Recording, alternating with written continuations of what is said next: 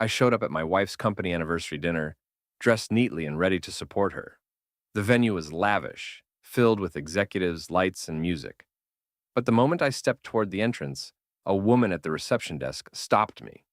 "Sorry," she said coldly. "You're not invited. Please leave." I thought it was a mistake. "I'm her husband," I explained calmly. Before I could say another word, someone behind her called security.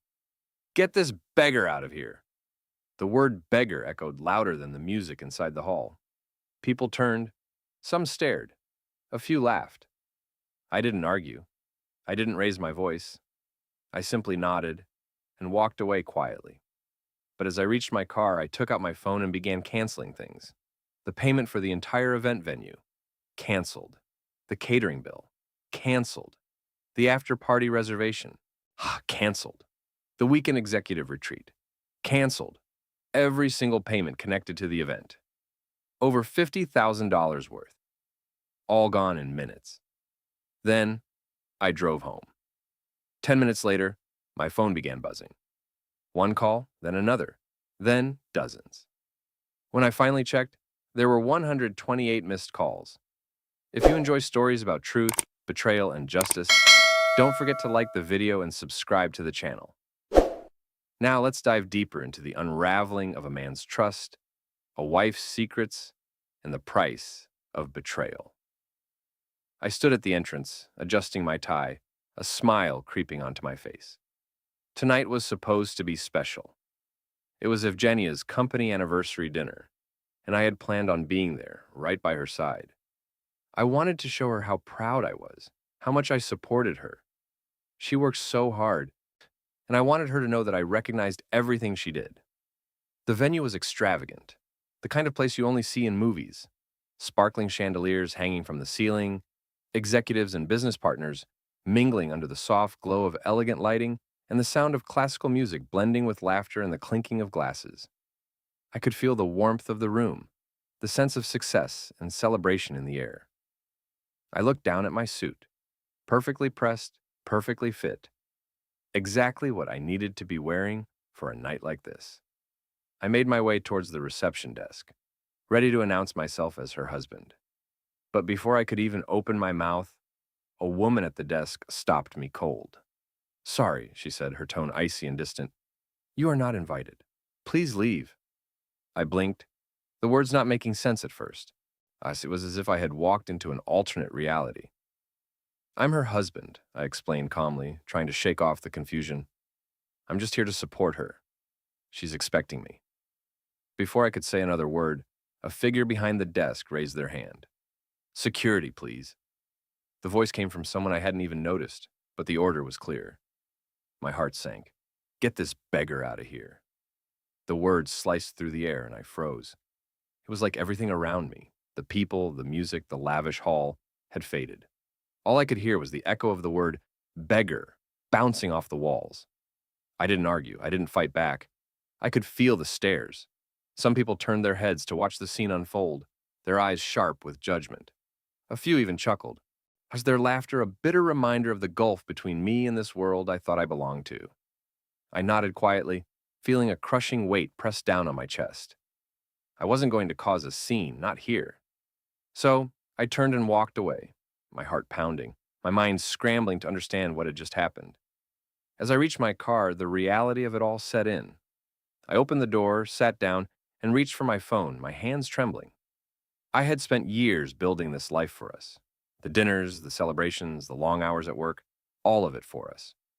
But now I was the outsider.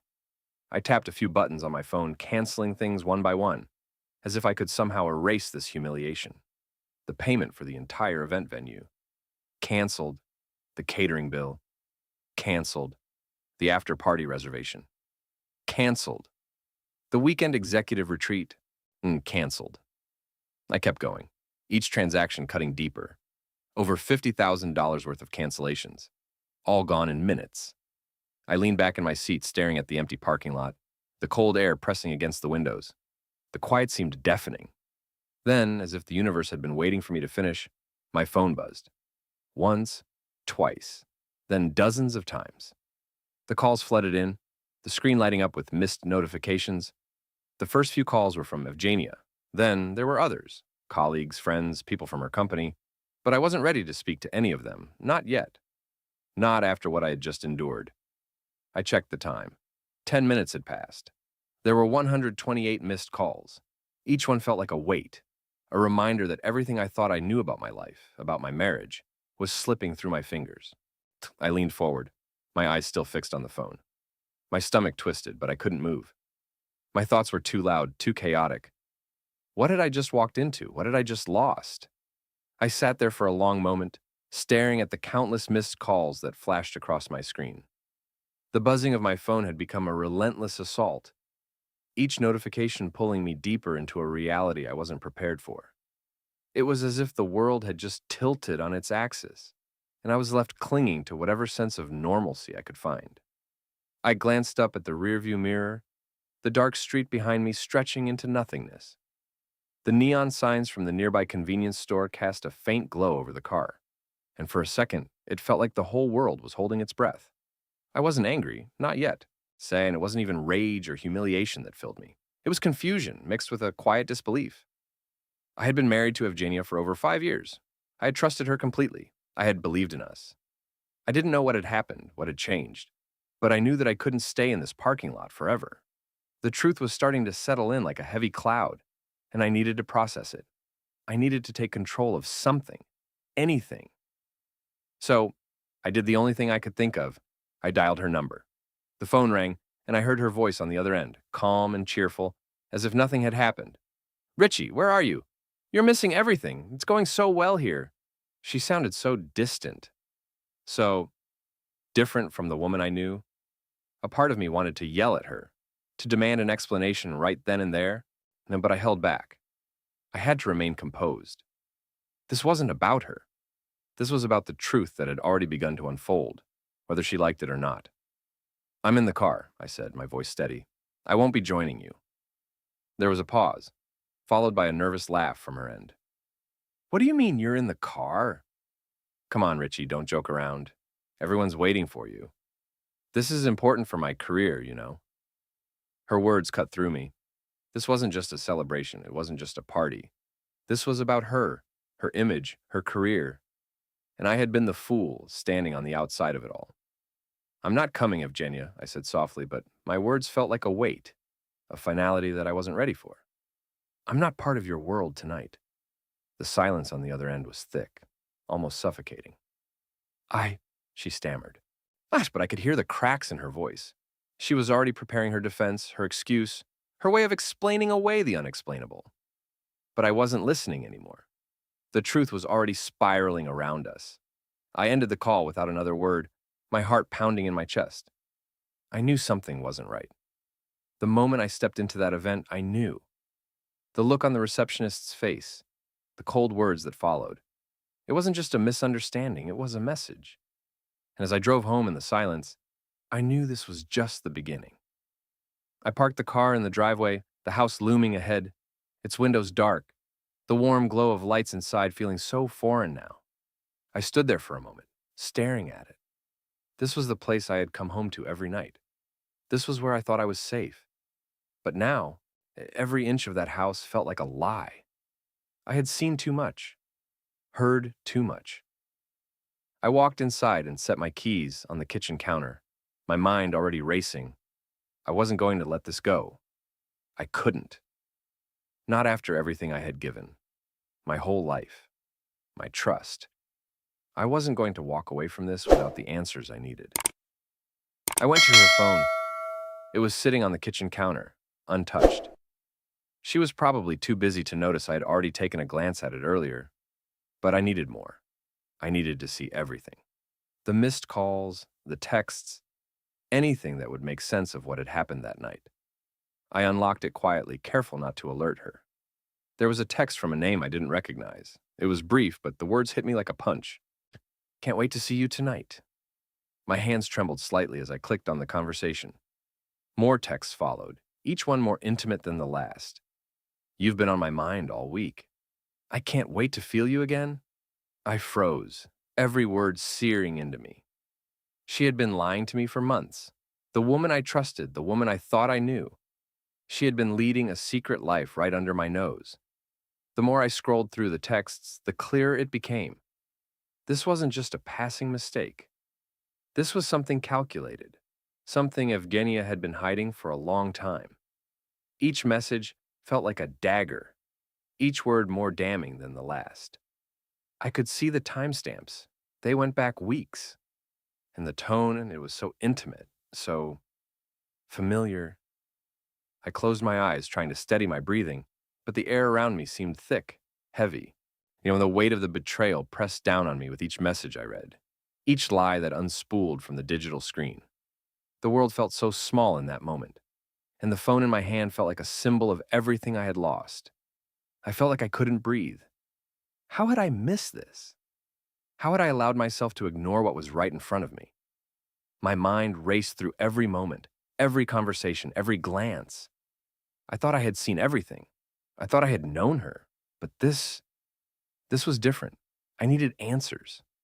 I stood up from the kitchen counter, pacing back and forth. I couldn't stay here. I couldn't stay in this house that had once been a sanctuary but now felt like a prison.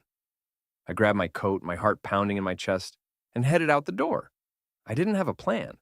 I didn't know what I was going to do, but I had to see her. I had to hear the truth from her lips. As I drove through the streets, my mind kept replaying the night at the event. The humiliation, the coldness, the way everyone had looked at me, laughed at me. My hands gripped the steering wheel so tightly my knuckles turned white. When I finally arrived at her office building, I parked a block away and waited. I couldn't just walk in. I had no idea what I would even say.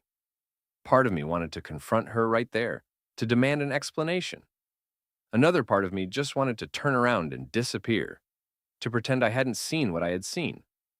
But I couldn't. I couldn't let this go. I waited in the silence of my car for what felt like an eternity. Finally, I saw her. Evgenia walked out of the building, laughing with a group of colleagues, her body language so casual, so normal. It was as if nothing had changed, as if nothing had happened. She caught sight of me as she approached, and her smile faltered for just a fraction of a second. That moment, so brief, so subtle, was all I needed. It was the crack in the facade, the tiny chink in her armor. "Richie?" she asked, her voice soft and almost too innocent. "What are you doing here?" I looked at her, my heart racing, my body tense. She was standing in front of me, but she was so far away. I could feel the distance between us, and I wasn't sure I could close it. "I think you know why I'm here," I said, my voice low but firm. The smile faded from her face as she processed my words, and I saw a flicker of panic in her eyes. She opened her mouth to speak, but nothing came out.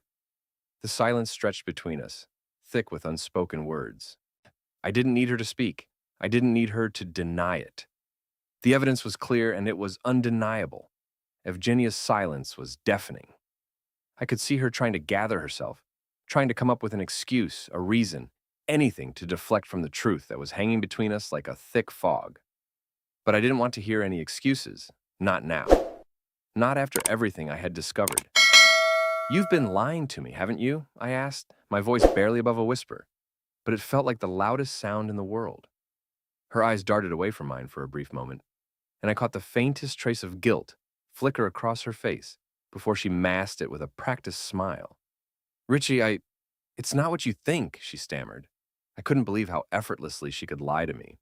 And it was as if all the years of trust we had built together didn't matter.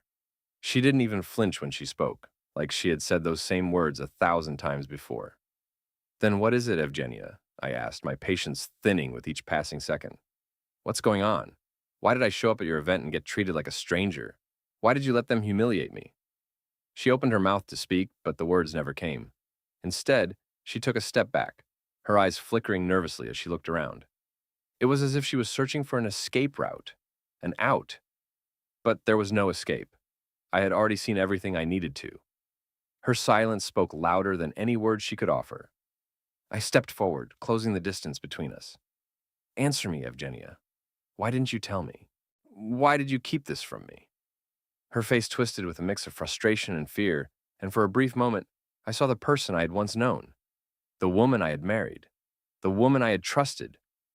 But it was fleeting, gone in an instant, replaced by someone I didn't recognize. I never meant for it to get this far, she whispered, barely audible. I didn't want to hurt you. But her words didn't reach me. They didn't touch the pain that was spreading through my chest like wildfire. You didn't want to hurt me? I repeated, my voice rising now, barely able to contain the torrent of emotions threatening to break free. You think this isn't hurtful?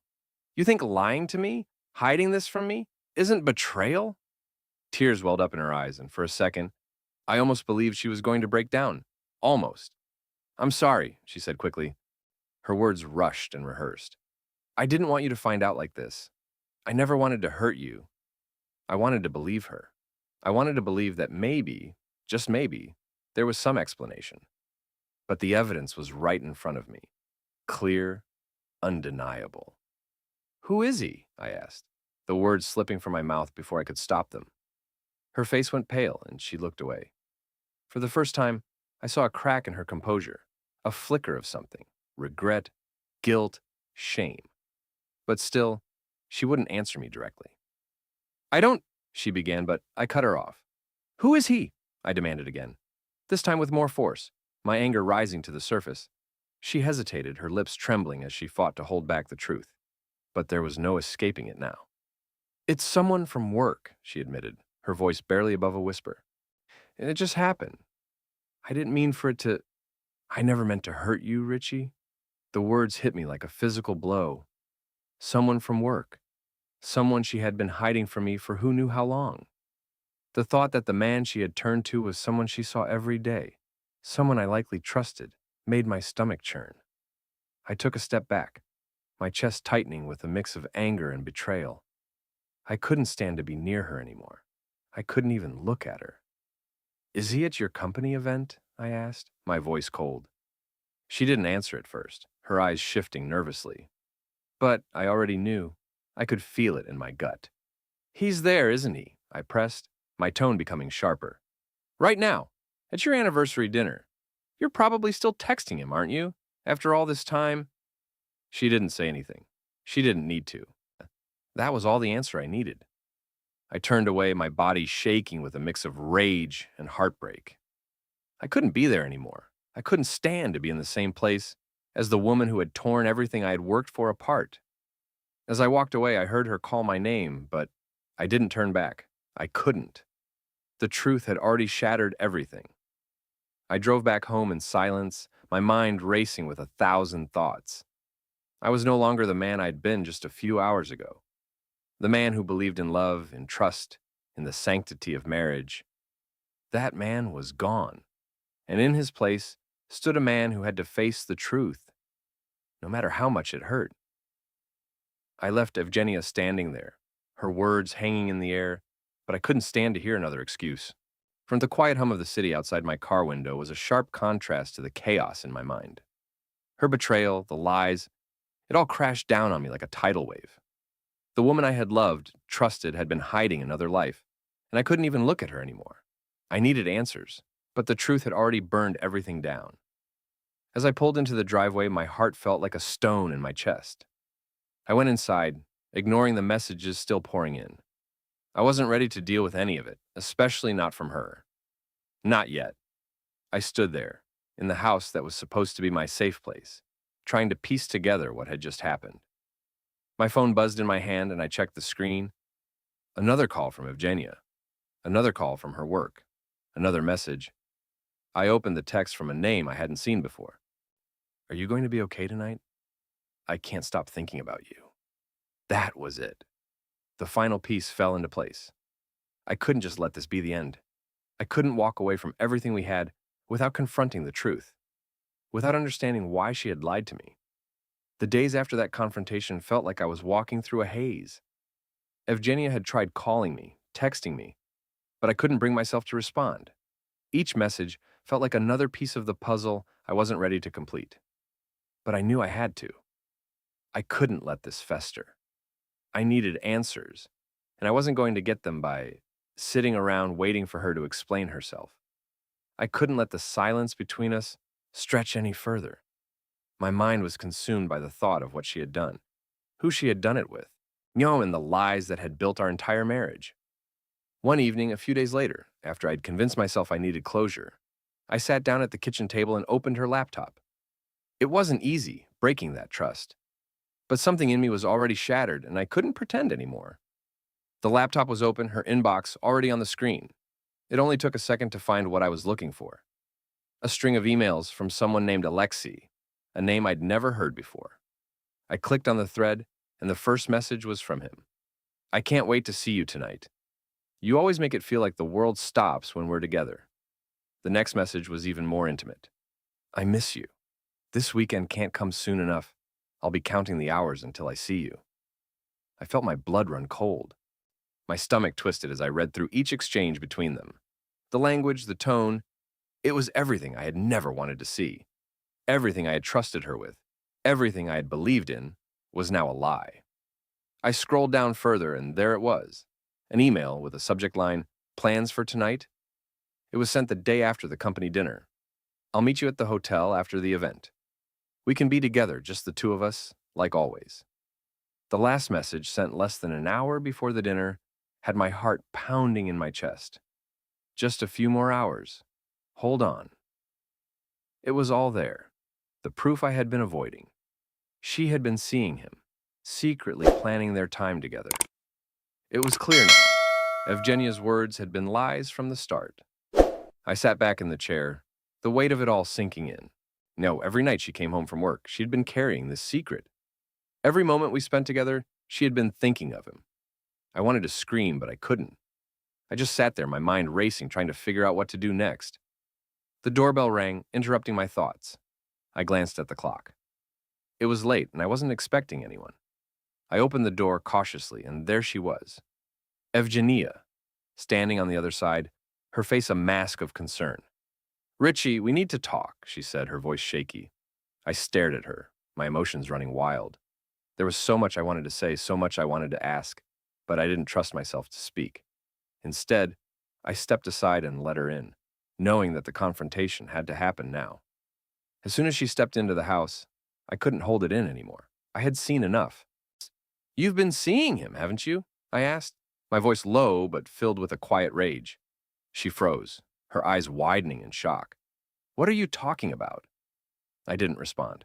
I walked past her, grabbed her laptop, and opened the inbox to show her the emails. The silence that followed was deafening. She didn't even try to deny it. "I thought you were better than this," I said, the words heavy with the weight of disappointment. "I trusted you with everything." Evgenia's eyes filled with tears, but she didn't speak. She just stood there, caught. "You've been lying to me for months," I said, my voice breaking, "and all I wanted was for you to be honest." Evgenia didn't say anything right away. The silence between us was suffocating, each second heavier than the last. I could see her hands trembling at her sides, her breath shaky, but she still couldn't find the words to explain herself. I stood there, staring at her, the full weight of the betrayal finally crashing down on me. All the little signs I had ignored, the late nights, the sudden secrecy, the distance between us, came rushing back in a flood of realization. It wasn't just one mistake. This was a slow burn, a betrayal that had been growing quietly, hidden in plain sight. "I don't even know who you are anymore," I said, my voice trembling now. "I gave you everything. I loved you. And this is what you did." Her eyes welled up with tears, and she wiped her face quickly, trying to regain her composure. "Richie, please. You don't understand." "Understand?" I interrupted. "I understand perfectly. You've been lying to me this whole time. Every business trip, every late night, every excuse. You were with him. So you weren't just working late. You were seeing him. I wasn't even in your thoughts. I was just someone to fool." She shook her head, her voice cracking.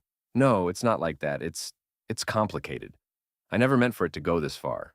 I never wanted to hurt you. I wanted to yell. I wanted to tell her that I was the one who was hurt, that she had stolen my trust, my belief in what we had. But the words wouldn't come out. I couldn't find the strength to argue with someone who had already broken me. "So what is it, Evgenia?" I asked, my voice quieter now, the exhaustion settling in. "What was this all for? You tell me that you love me, but then you go and betray me like this." She hesitated, looking down at the floor as if the answers were hidden in the worn carpet beneath her feet. She opened her mouth, but then closed it again, as though she was searching for the right words. words that would somehow make everything okay again. But there were no words that could fix this. Nothing she could say would undo what had already been done. I, I didn't mean to hurt you. I never wanted this, she repeated, though this time I heard the cracks in her voice. I was afraid, Richie, afraid that you wouldn't understand, afraid that I'd lose everything if I told you the truth. The truth? I echoed, feeling a bitter laugh rise in my throat. The truth? You've been hiding the truth from me for months, and now you expect me to believe that it was all because you were afraid? She nodded, her voice barely above a whisper. Yes, I was afraid of losing you. I was afraid of what would happen if you knew about him. It just happened, Richie.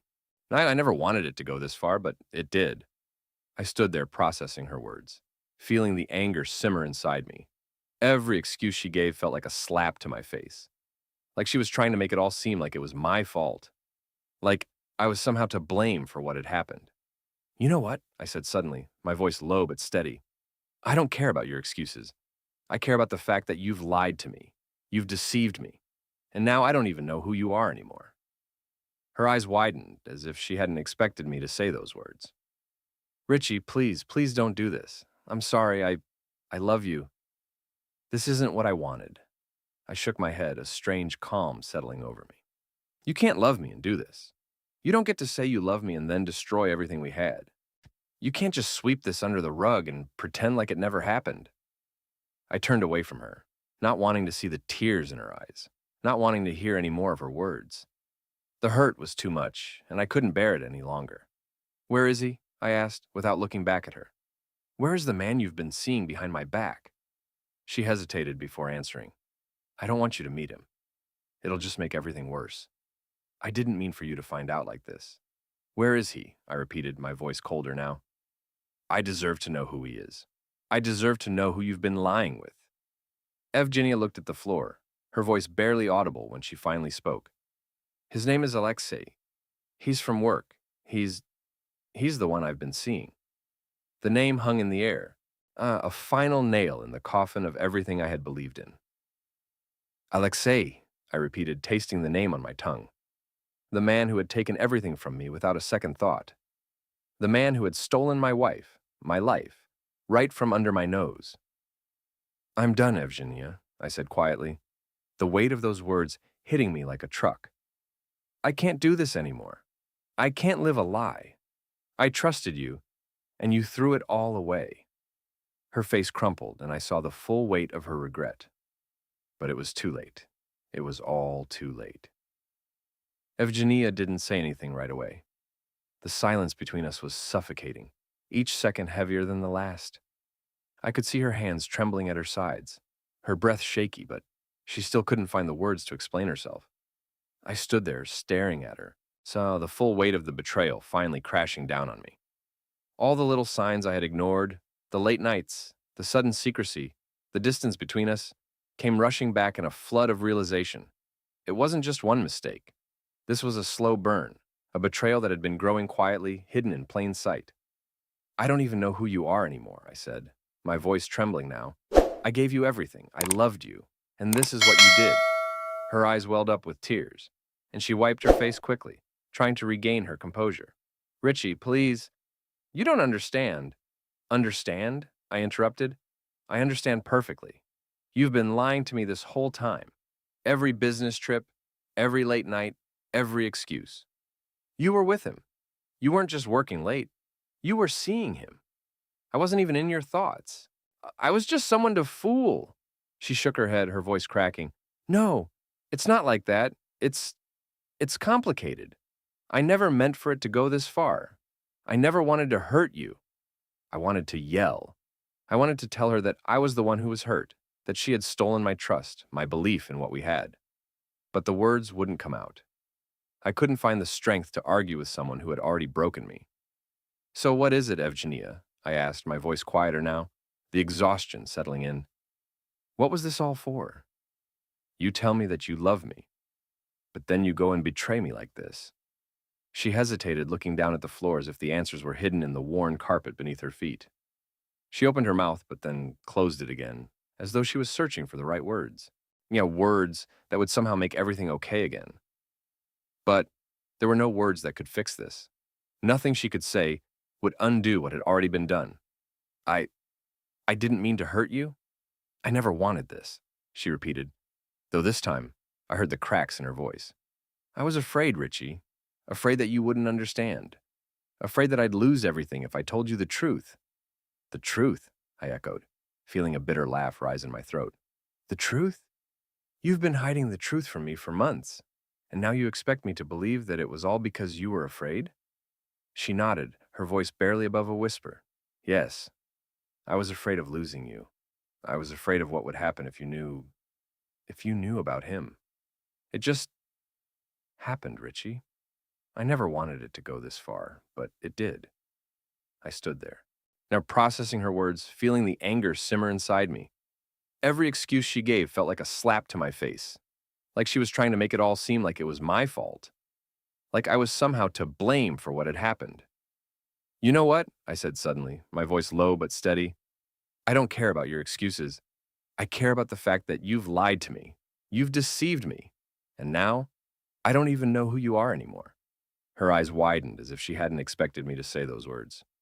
Richie, please don't do this. I'm sorry, I love you. This isn't what I wanted. I shook my head, a strange calm settling over me. You can't love me and do this. You don't get to say you love me and then destroy everything we had. You can't just sweep this under the rug and pretend like it never happened. I turned away from her, she not wanting to see the tears in her eyes, not wanting to hear any more of her words. The hurt was too much, and I couldn't bear it any longer. Where is he? I asked, without looking back at her. Where's the man you've been seeing behind my back? She hesitated before answering. I don't want you to meet him. It'll just make everything worse. I didn't mean for you to find out like this.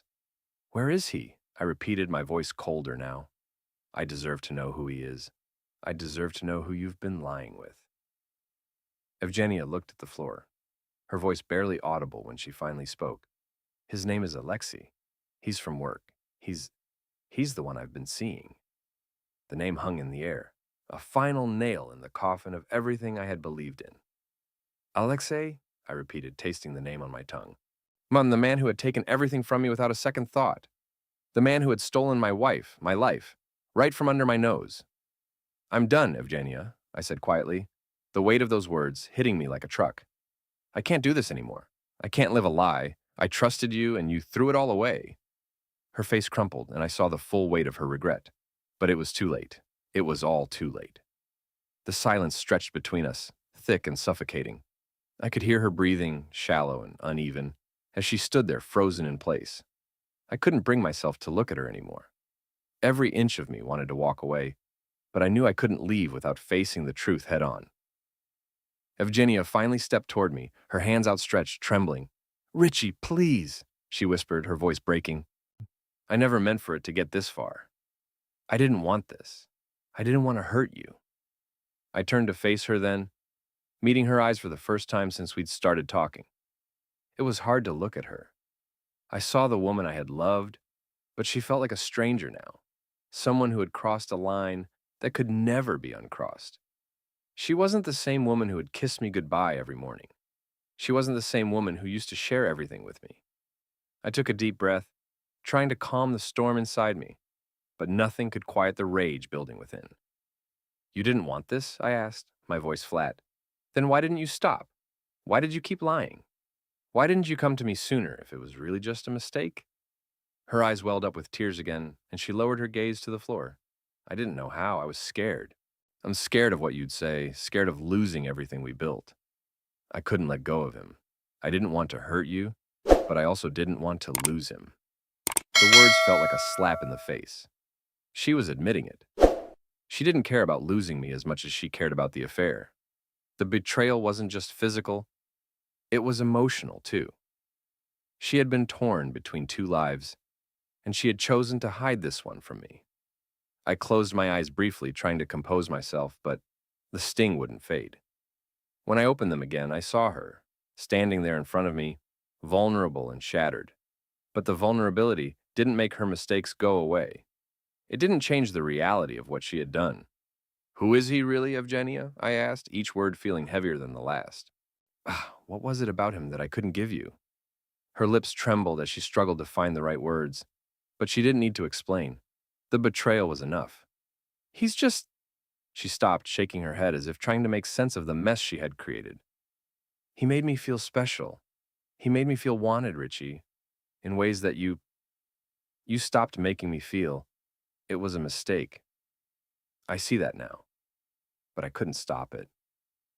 I clenched my fists at my sides, the tightness in my chest unbearable.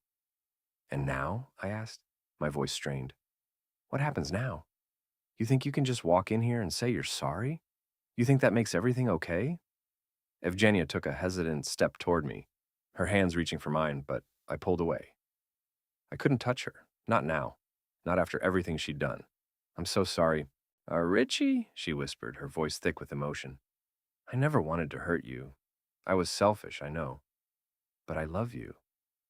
I always have. I stared at her, hearing the words, but not feeling them. You don't love me. Not like this. Not when you've been with someone else behind my back. She winced at the harshness in my voice, but I couldn't bring myself to soften the blow. She had taken everything, and I couldn't just forgive her for it. I took a step back, my eyes not leaving hers. You know what? I'm done, Evgenia. I can't keep doing this. I can't keep pretending like I don't know what's been happening. Like I don't see what's been going on behind my back. Her face crumbled as she tried to speak, but the words failed her. The tears rolled down her cheeks, but they didn't make a difference. The damage had already been done. I turned toward the door, my heart heavy, my mind racing. I couldn't be in this house anymore. I couldn't be surrounded by the lies, by the memory of a woman I thought I knew. Where are you going? She asked, her voice desperate now, pleading. I didn't answer her. I didn't need to. I walked out the door, leaving her standing there, her sobs echoing in the silence of the house. The sound of her crying was a hollow reminder of everything I had lost, of everything I had trusted and believed in. I got into my car, slammed the door shut, and drove away. The road ahead was empty, just like the hollow feeling in my chest. The silence of the night surrounded me as I drove, the engine humming softly under the weight of my thoughts. My mind was racing, but no clarity came. Only the crushing realization of how deep the betrayal ran. Evgenia had broken me, and now I was left alone with the shards of a life I thought I understood.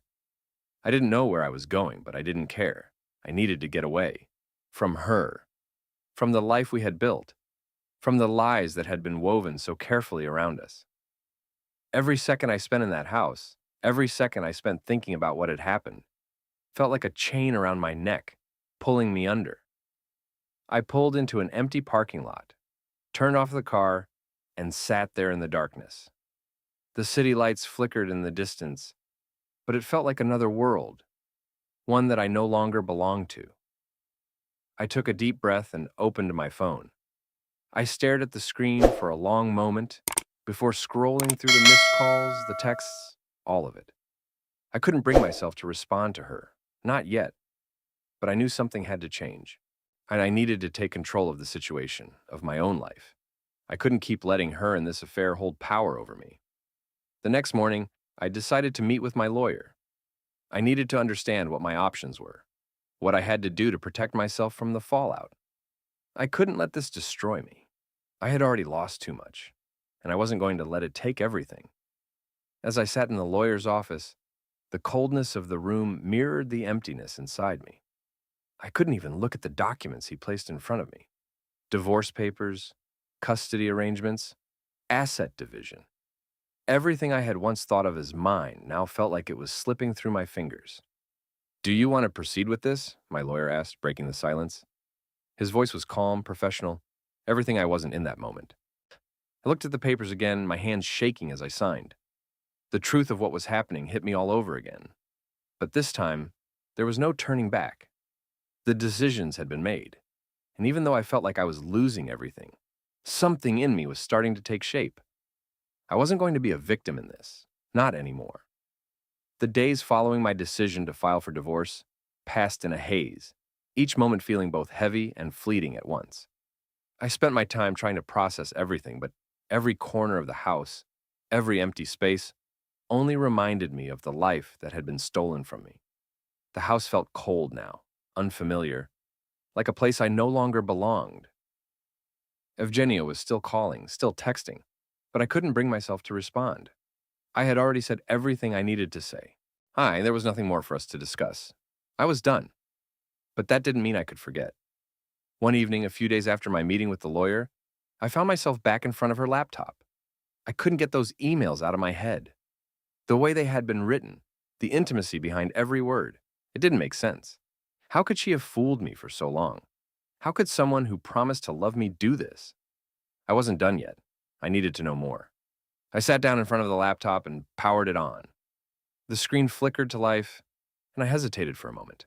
But then I started searching. First, I checked her messages again, hoping to find something that would explain everything, something that would make me feel like I wasn't losing my mind. But all I found were more of the same. More excuses, more lies. So it wasn't until I dug deeper into her social media accounts that I started finding what I was looking for. A post. A single post on Instagram, dated 2 months ago. It was a picture of her, smiling, standing next to a man. The man wasn't Alexei, but there was something about him that struck me. He had his arm around her waist, his face too close to hers. The photo had been taken at a weekend retreat, a retreat I had never heard about. The caption beneath it made my stomach turn. Couldn't have asked for a better weekend getaway. Hashtag love of my life. I stared at the post, my heart pounding. I clicked on the photo, zooming in to get a better look at the man. He was smiling too, his eyes locked with hers. And in that moment, it hit me. This wasn't just a fling with Alexei. This was something more, something much deeper. There was more to this than I had realized. I kept scrolling through her social media, each post more revealing than the last. Another photo, another vacation, this time at a beach resort. Her arm draped over another man's shoulder, a private joke caught between their smiles. The same man from the first photo standing with her at an airport. The caption read, "Couldn't be more grateful for this trip and the memories we're making." I felt sick to my stomach. My wife, the woman I had married, the woman who had promised to love me forever, had been living a secret life. A life that I had been shut out of entirely. She had been sharing her most intimate moments, her most cherished experiences with someone else. It wasn't just Alexei, it was more. I had to confront her. The pieces were falling into place, and I couldn't let it go any longer. That night, I called her. I couldn't wait any longer. I had to hear her admit it. I needed her to tell me the truth, to stop hiding behind lies and excuses. "Evgenia," I said, my voice cold as ice, "we need to talk." There was a long silence on the other end. She knew what was coming. She knew the moment she picked up the phone that this wasn't going to be another plea for reconciliation. "I know everything," I continued. "I know about Alexei. I know about him and the weekend retreats. I know about the photos, the posts, the lies." I heard her gasp, and I could almost picture her on the other end, her face paling. "Richie, please," she started, but I cut her off. Don't even try," I snapped. "You've been lying to me for months. You've been with him. Not just Alexei, but others too. How many, Evgenia? How many people have you been hiding from me?" There was a long, uncomfortable pause. I could hear her breathing heavily, the sound of her nervousness echoing through the phone. "Richie, I didn't want to hurt you," she said, her voice shaking. "It was a mistake, all of it. I was confused. I thought I could keep it all together, but it just got out of hand." I felt a deep, bitter laugh rise in my chest. Confused? Out of hand? The words didn't make sense anymore. This wasn't a mistake. This was a betrayal, a decision, a choice she had made over and over again. "You made your choice, Evgenia," I said, my voice low and steady, "and now I have to make mine." She cried out then, a sound of desperation. "Please, Richie, please don't do this. Don't leave me. I love you. I always have." Her words felt empty. How could she love me when she had done this? When she had given herself to someone else over and over again, while pretending everything was fine? How could she claim to love me when all I had ever been to her was a fool? "I can't be with you anymore," I said, the finality of my words sinking into both of us. "I can't trust you.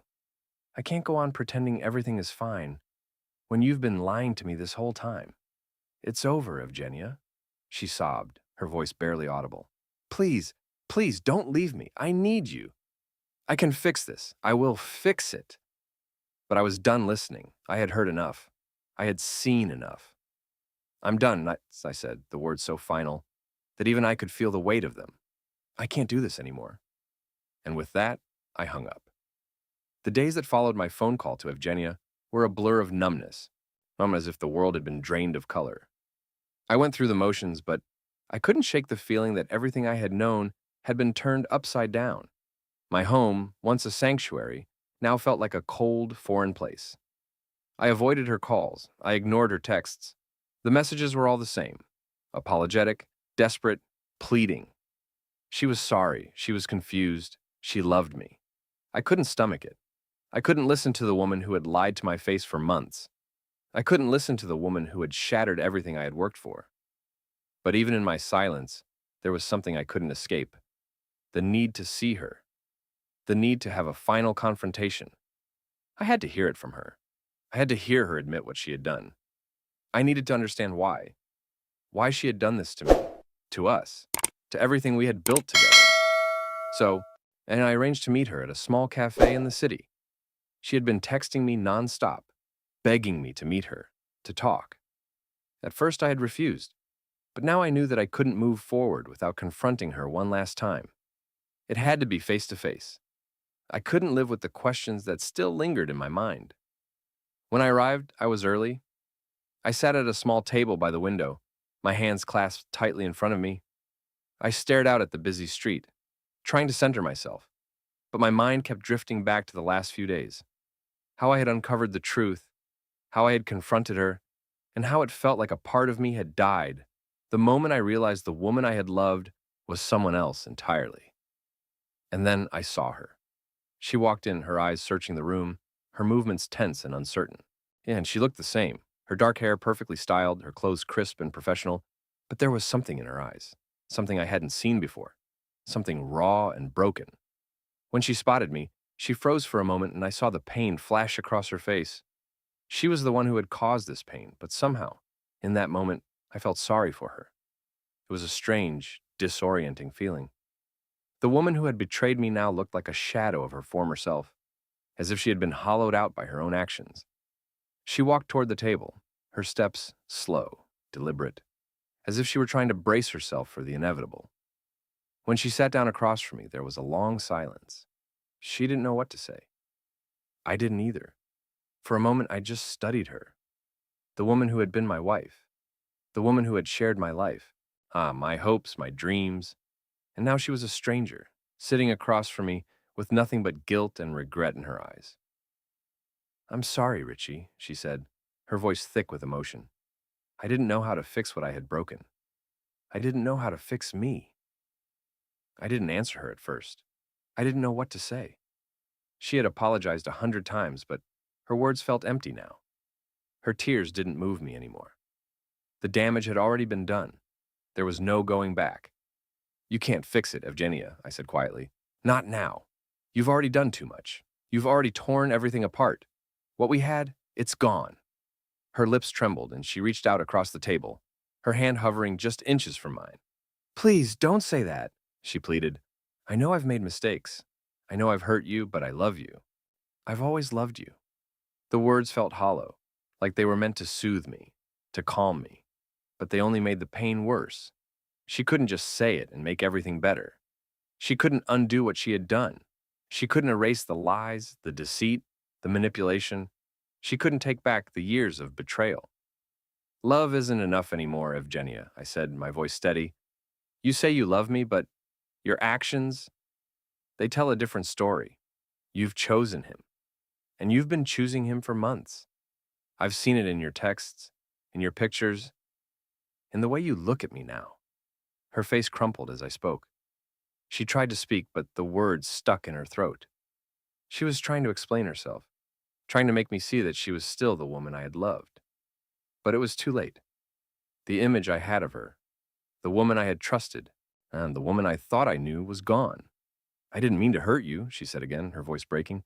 "It just happened. It was never supposed to go this far. I made a mistake, Richie, a huge mistake, and I hate myself for it." The guilt in her voice was so raw, so desperate, that for a moment I almost believed her. But I quickly reminded myself, this wasn't about forgiveness. This was about what she had taken from me. What she had taken from us. Evgenia, I can't do this, I said, my voice firm now. I can't keep pretending. I can't keep trying to fix something that's broken beyond repair. Her eyes widened with fear. She reached out to grab my hand, her fingers trembling. Please, don't leave me, Richie. Please, we can fix this. We can work through it. I pulled my hand away slowly, feeling the weight of her touch as it slipped from mine. No, Evgenia. I've given everything I could, but you've taken more than I can give. I can't be with you anymore. The words hit her like a physical blow. I saw her eyes well up with tears, but there was no apology left in me. There was nothing left to save. I stood up then, ready to walk away, ready to leave everything behind. I had done all I could to make our marriage work. I had loved her. I had trusted her. But now, there was nothing left but the wreckage. As I turned to walk out of the cafe, I heard her voice break through the silence one last time. Richie, please, she whispered. I love you. But I didn't turn around. I couldn't. The days after the confrontation felt like I was living in a world that no longer made sense. Evgenia was gone. She had left the house that we had once called home, taking with her all the memories of a life that had been shattered. The silence in the house was deafening, each room echoing with the absence of the woman I had once loved. I spent the first few days in a daze, numb to everything around me. I went through the motions of life, getting up, eating, going through the motions at work, but I was only half present. The weight of the betrayal had settled deep inside me, and I didn't know how to shake it off. I didn't know how to move forward. But slowly something began to shift. The anger, the heartbreak, it all started to fade into something else, something I hadn't expected. I began to see the fragments of myself that I had lost in the years I had spent trying to make my marriage work. I had buried so much of who I was to make her happy, to be the man she wanted me to be. But now, with her gone, I was left with nothing but the remnants of who I used to be. And for the first time in a long time, I realized I had a choice. I could rebuild. I could reclaim my life. It wasn't easy, it never would be. But the pieces started to come together, bit by bit. I found myself spending more time with my friends, reconnecting with the people who had been pushed aside during my marriage. They reminded me of who I was before I met Evgenia, the person I had almost forgotten. And it felt good. It felt like I was slowly becoming whole again. I started going to the gym, taking long walks in the evenings to clear my head. I spent weekends visiting family, reconnecting with old hobbies, finding small moments of peace in the chaos. I knew the road ahead wouldn't be easy, but I wasn't going to let this define me. I wasn't going to let her betrayal steal my future. And then, one day, I went back to the house. I didn't expect to feel anything, but when I opened the door and stepped inside, it was different. The house was still empty, but it didn't feel like it was suffocating me anymore. I wasn't haunted by her absence the way I had been before. I walked through the rooms, feeling the space around me, and for the first time in a long while, I felt free. The divorce papers had been signed weeks ago. It was official now, the end of an era, the end of a chapter that had defined so much of my life. But in that moment, standing in the doorway of our old bedroom, I realized I was ready to close it for good. The fallout from the divorce rippled through every part of my life. Some of my friends, and the ones I had thought would stand by me, were reluctant to take sides. It was clear they didn't understand why I couldn't forgive her, why I couldn't just move past the affair. There were moments when I doubted my own decisions. Was I being too harsh? Was there any way to rebuild what we had? But then I remembered the months of lies, the betrayal that had grown quietly between us. I remembered the cold, distant look in her eyes when she told me everything was fine, even though it clearly wasn't. I remembered the countless times she had chosen someone else over me. There was no going back from that. I knew deep down that I had done the right thing by walking away. The hardest part, though, was the reaction from my family. They tried to be supportive, but I could see the disappointment in their eyes. They had always seen Evgenia as a part of the family, someone they had welcomed with open arms. Now they were left trying to pick up the pieces of a broken relationship. I didn't want to be the one to hurt them, but I couldn't lie to them either. One afternoon, my mother called. Her voice was soft, careful.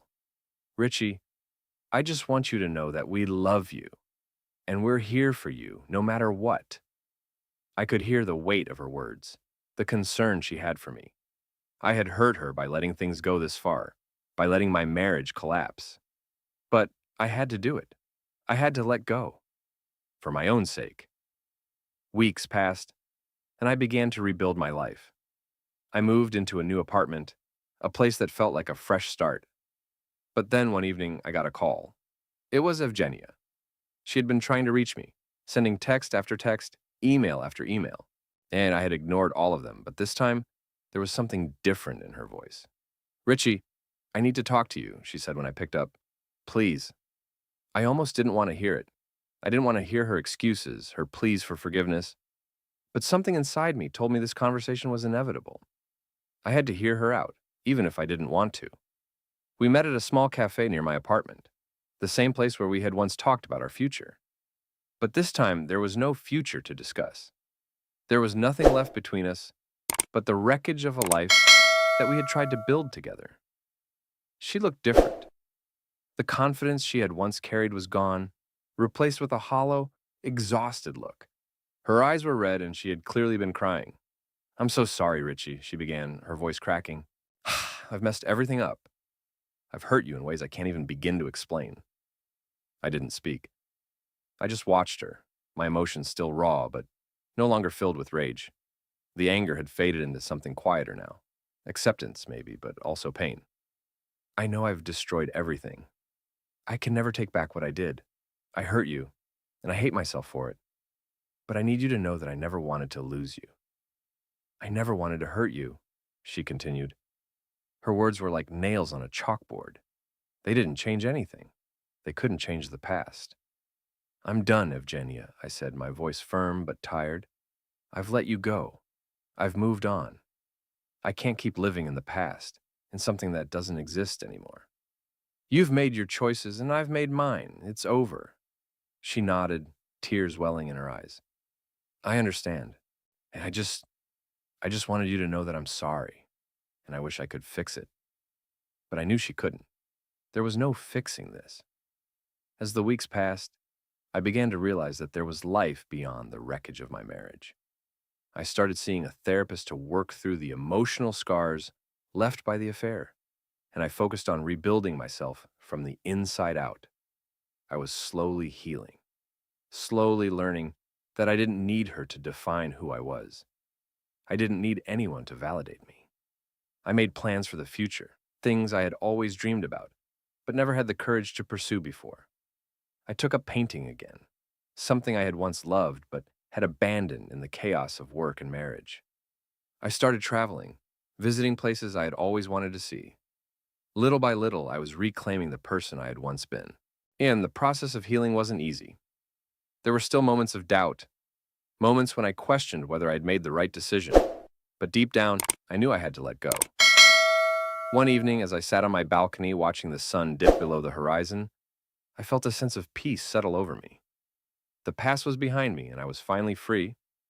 I wasn't the man I had been before, but that didn't mean I couldn't become someone better. Thank you for sticking with me through this emotional journey. Betrayal is never easy to navigate, and it's something that touches so many of us in different ways. I'd love to hear about your own experiences. Have you ever faced a similar situation? How did you handle it? Was I wrong for walking away, or did I make the right choice? Let me know your thoughts in the comments below. And if you haven't already, don't forget to subscribe to the channel for more stories that dive deep into the truths, lies, and emotional battles we all go through. Until next time, take care of yourself and your heart.